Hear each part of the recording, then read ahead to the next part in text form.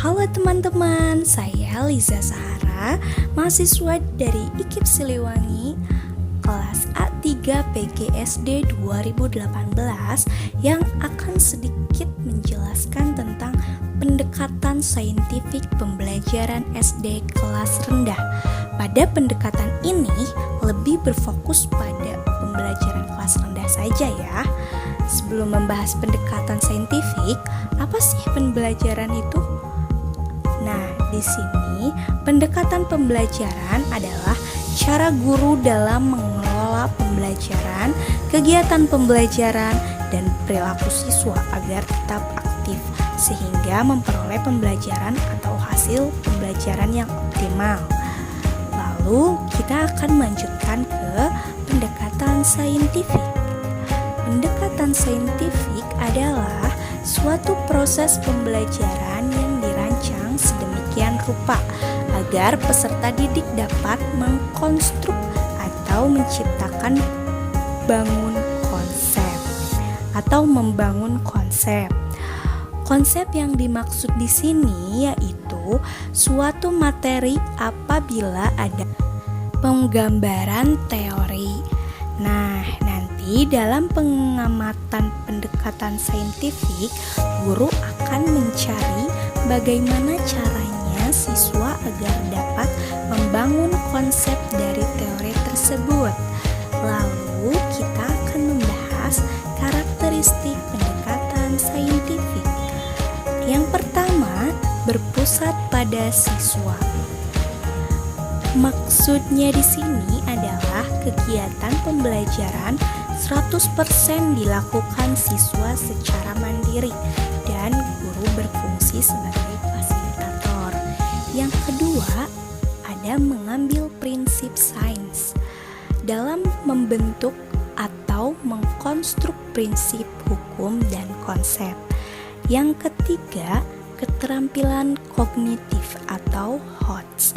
Nah, HOTS sendiri yaitu High Order Thinking Skill atau disebut juga berpikir tingkat tinggi.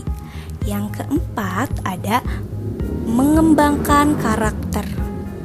Selanjutnya ada tujuan pendekatan saintifik. Ada 6 tujuan pembelajarannya. Yang pertama ada menumbuhkan kemampuan intelek. Siswa atau peserta didik terutama dalam bidang berpikir tingkat tinggi atau disebut juga HOTS. Yang kedua ada membantu siswa memecahkan masalah secara sistematis. Nah, yang ketiga pemikirannya bahwa belajar itu merupakan kebutuhan atau menciptakan pemikiran bahwa siswa itu butuh belajar. Siswa itu memiliki kebutuhan dalam proses pembelajaran. Yang keempat, ada memperoleh hasil belajar yang tinggi. Yang kelima, melatih siswa mengemukakan ide atau usulan-usulan yang ada di pikirannya. Yang keenam, ada meningkatkan karakter siswa. Tetap pada meningkatkan karakteristik siswa itu memunculkan nilai karakter yang ada pada siswa. Nah, yang ini mengaplikasikan pendekatan saintifik pada pembelajarannya. Kali ini saya akan mengambil pada tema 6 kelas 3, yaitu cita-citaku.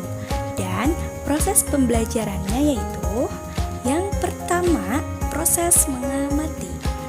Nah, dalam cita-citaku ini membahas cita-cita seseorang. Lalu guru mempersilahkan siswa melakukan pengamatan di lingkungan sekolah, baik itu lingkup kelas atau lingkup sekolah. Setelah melakukan pengamatan, yang kedua, siswa menganalisis hasil pengamatan yang telah diperolehnya. Dan yang ketiga, proses bertanya. Ada proses bertanya itu dalam menganalisis siswa, menemukan sesuatu yang baru. Sesuatu yang baru itu baru didengarnya dan dia merasa asing. Boleh ditanyakan kepada gurunya. Nah, fungsi fasilitator ini di sini.